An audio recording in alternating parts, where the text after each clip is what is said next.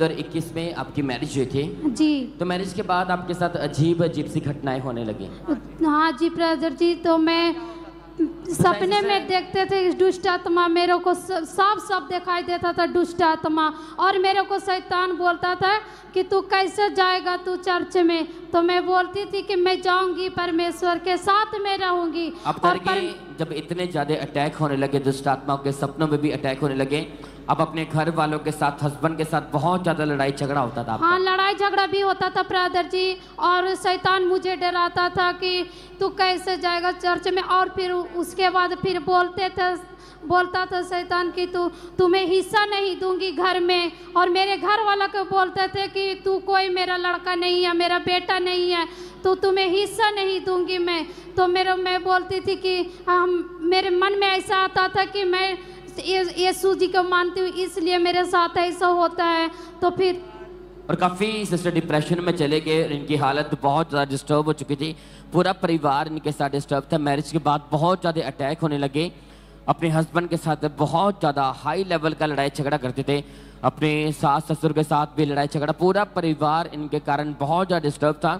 इस सिस्टर को कोई सुध बुध नहीं रहती थी कि मैं क्या कर रही हूँ, अपने बालों को नोचते थे, पूरी तरह पागलों की तरह हो चुके थे, इतने ज़्यादा अटैक थे इनके ऊपर। तो आप क्या सिस्टर फिर परमेश्वर ने हील कैसे किया उस समय आपको? तो फिर हम खमरे चर्च को देखे थे। फिर 25 दिसंबर के पापा जी बोले थे कि सब चीज़ मतलब कि तुम्हारा अति ओपन हो रहा है। तो हमारे जो सास ससुर बोलते थे कि तुम्हें रहने के लिए जगह नहीं दूंगी। मेरे ससुर सारा दारू पी के मेरे खेत घर दूरा बेच दिया था, तो मेरे घर में थोड़ा रह गया था। मेरे घर वाला 4 गो भाई हैं, तो 2 रूम है, खाली 2 रूम है रहने के लिए। फिर तो हम सोचे कि कैसे हम लोग कहाँ रहेंगे, 4 गो भाई, मेरे पास तो घर है नहीं।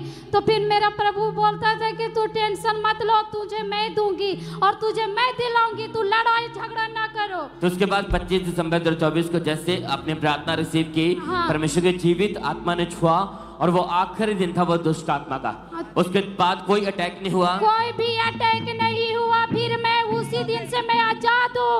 और मेरा परमेश्वर, मेरा जो घर बंटवारा हुआ उसमें गोटी मेरा गिरा, मेरा नाम आया, मेरा परमेश्वर ब्लेस किया। तारीफ करे के लिए जोर से परमेश्वर का थैंक्स करें सब जन। हालेलुया। अब 8 महीने हो चुके, बहन पूरी तरह से आजाद है, इनका पूरा परिवार ब्लेस्ड है, कोई अटैक नहीं। इस बहन की मैरिड लाइफ को परमेश्वर ने रिस्टोर किया, फाइनेंशियली ब्लेस किया, कि महिमा के साथ खड़ा किया, सारे अटैक खत्म है, कि बेस्ट लाइफ परमेश्वर ने दिया इस बहन को। तारीफ करे के लिए जोर से परमेश्वर का थैंक्स करें सब जन।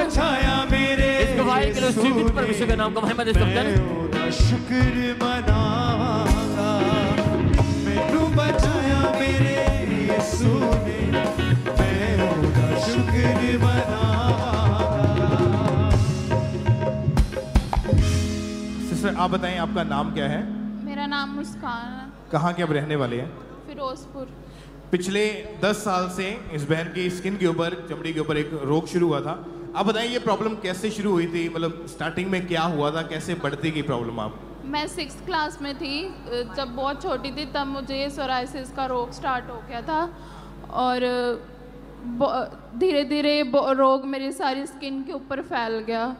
और जब हमने डॉक्टर्स को चेक करवाया तो डॉक्टर ने सोराइसिस बताया, जिसका इलाज नहीं है। और जब ये स्टार्ट हुआ, आपकी उम्र जस्ट 12 साल की थी उस समय जी। और जब ये बीमारी शुरू हुई तो बॉडी जहाँ भी जख्म होते थे ब्लड और गंदगी निकलती थी वहाँ से। नॉर्मली डॉक्टर के पास दवाइयाँ खाते रहे, लेकिन ये कम होने की बजाय और ज़्यादा बढ़ती गई बीमारी जी। आप इनके फादर हैं, ओके। आप बताएं जरा इनकी क्या टेस्टमनी है कि इनकी जब ये बीमारी शुरू हुई तो मतलब कैसे शुरू हुई थी? आपने देखा है इनकी हालत को, क्या बीमारी थी और कैसे बढ़ती गई है? ये बीमारी तकरीबन 10-12 साल पहले शुरू हो गई थी। और पहले जैसे जैसे लाइट थी पहले स्टार्टिंग में, फिर उसके बाद धीरे धीरे ये बढ़ती गई। और उसके बाद फिर एक टाइम आके डॉक्टरों ने बताया कि ये बीमारी तकरीबन सोराइसिस का रोग नाम दे दिया गया इसको।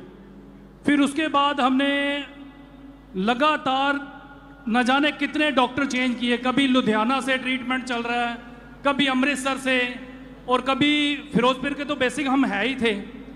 तो इतना इलाज चलने के बाद भी ये बेटी डिप्रेशन में जाना शुरू हो गई। तो इस बीमारी के कारण इनका जो स्किन था, मांस था, वो झड़ना शुरू हो चुका था। बिल्कुल, रोज इसके बेड के ऊपर स्किन का मतलब स्किन के परत सो जो पड़े होते थे रोज। तो कौन देखता था जो मांस गिरा होता था? आपने देखा कभी? बिल्कुल, मैंने भी देखा, इसके मम्मा देखते थे। इस बीमारी का दुनिया में कोई इलाज नहीं है। ये ला इलाज बीमारी, सोराइसिस नाम का रोग, यानी कि जो एक कोड की तरह होता है, बिल्कुल बिल्कुल, वो इनको हो गया है। हाँ जी। जब डॉक्टर ने ट्रीटमेंट शुरू किया, कैसे ट्रीटमेंट हुआ, कितने साल हुआ, कैसे हुआ, फर्क पड़ा नहीं पड़ा, उसके बारे में बताएं।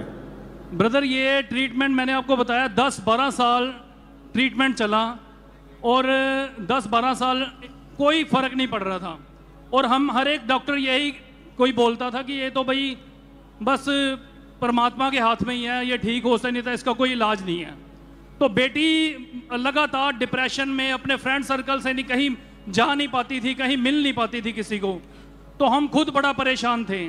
तो इनकी डेली लाइफ के ऊपर इस बीमारी का क्या असर पड़ा? डेली लाइफ के ऊपर भी बहुत असर पड़ा इस चीज़ का, क्योंकि ये अपना कॉलेज स्टडी कुछ भी नहीं कर पा रही थी ये।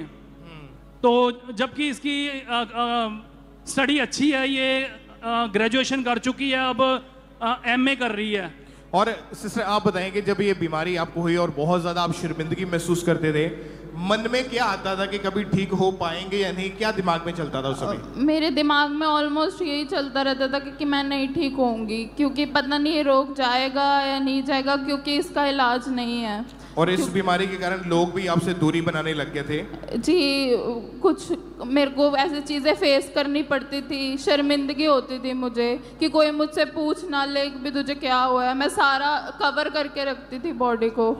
और आपने यहाँ पर भी बहुत सारे डॉक्टर्स को दिखाया और स्पेशलिस्ट जो यूएसए से स्टडी करके आए, मतलब जो स्पेशलिस्ट डॉक्टर हैं इन ऐसे डिजीज के, उनको भी चेक कराया और 7-8 साल वहाँ से भी दवाइयाँ खाई जी, पर कोई फर्क नहीं पड़ा। हाँ जी, स्टेरॉइड्स लगवाए, मतलब बहुत महंगी दवाइयाँ भी आपने खाई है। हाँ जी, मेरी स्किन दिन ब दिन कंडीशन खराब ही होती थी। तो आपकी लाइफ के ऊपर इसका क्या असर पड़ रहा था? मेरी लाइफ जैसे मेरे को थॉट आते थे मैं सुसाइड कर लूँ, अपने आप को ख़त्म कर लूँ, क्योंकि इसका कोई इलाज नहीं है।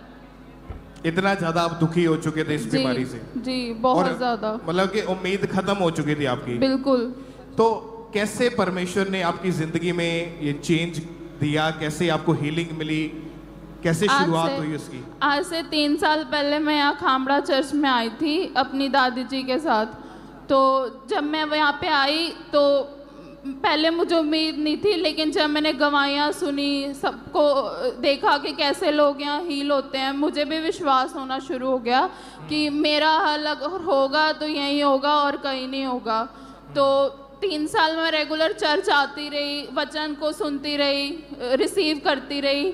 और एक दिन जब मैं चर्च आई 2 मार्च को, तब अपोस्टल जी ने स्पेशल स्किन की प्रोफेसी करी थी और उसके बाद वो मैंने रिसीव करी और उसके बाद मेरी मैं चाहता हूँ पहले हम उस प्रोफेटिक वर्ड्स को हम अपनी स्किन के ऊपर देखें। 2 मार्च 2025 को जो हुए थे। जिनको स्किन का रोग है अपनी स्किन के ऊपर हाथ रखें। जीसस ने एक कोड़ी को छूकर चंगा किया। जीसस का आत्मा आपको छुए। सारे स्किन के रोगी आज की डेट को याद रखें, क्योंकि आज की डेट के अंदर आज परमेश्वर का आत्मा तुम्हारी स्किन को ठंडक देकर तुम्हें चंगा कर रहा है और तुम जल्दी गवाही के साथ वापस आ रहे हो यीशु मसीह के नाम। और जैसा परमेश्वर के दास ने बोला कि आज की डेट को आप नोट कर लो, क्योंकि परमेश्वर आज की डेट में आपको चंगा कर रहा है। जब ये वर्ड्स आपने सुने और स्पेशल उन्होंने बोला कि परमेश्वर का आत्मा हील कर रहा है, मन में क्या आया और क्या उसके बाद होना शुरू हुआ जिंदगी में? जब ये मैंने वर्ड सुने तो पहले तो मैं मन में यही प्रे कर रही थी कि परमेश्वर आज तो मुझे यहाँ से चंगा करके ही भेजेगा। और जैसे ही मैं ये वर्ड अपने दिल में बोल रही थी, तभी पापा जी ने ये वर्ड्स मेरे लिए रिलीज़ करे और मैंने यही विश्वास किया ये पापा जी ने मेरे लिए ही रिलीज़ करे हैं और मैंने इसको रिसीव किया।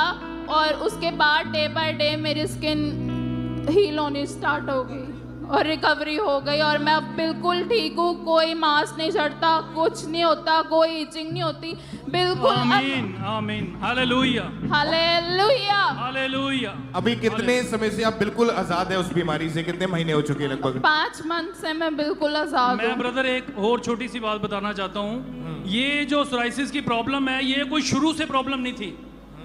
मैं आपको छोटी सी एक और टेस्टमनी देना चाहता हूँ कि मैं बॉर्न क्रिश्चियन हूँ।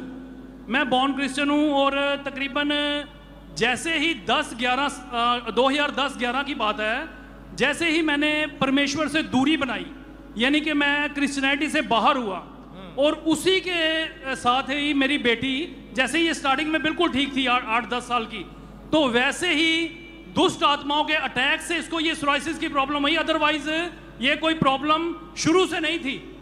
और फिर उसके बाद जैसे इसने दोबारा चर्च आना शुरू किया तो हमारी फैमिली, पूरी फैमिली डिस्टर्ब थी। हमारा फाइनेंस, हमारा जो शरीर है, बॉडी, सब बीमारियां, सब हमें बुरी तरह से घेरा हुआ था।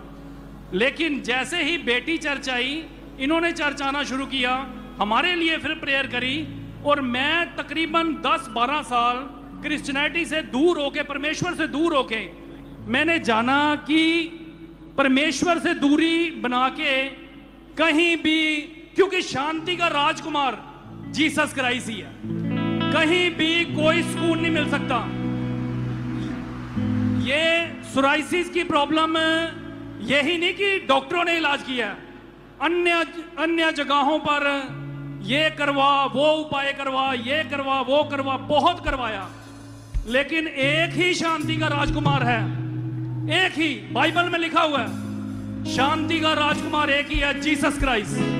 उसके अलावा कहीं शांति नहीं, कहीं शांति नहीं। और दूसरा, मैं अपने सब पंजाब के क्रिश्चियनिटी को बहुत बहुत मुबारकबाद देना चाहता हूं कि उन्होंने, खुदा ने हमारे लिए एक बहुत बड़ा नबी जो फादर नरूल्लाह साहब हैं, जो हमें पंजाब को दिया है। क्योंकि आज जो कद है, आज जो क्रिश्चियनिटी का कद है पंजाब में, वो पहले नहीं था।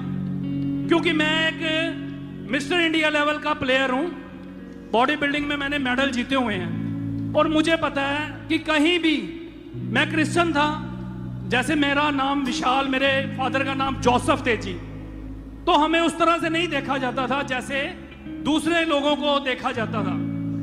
लेकिन आज फादर साहब की बदौलत बहुत बड़ा कद है क्रिश्चियनिटी का पंजाब में।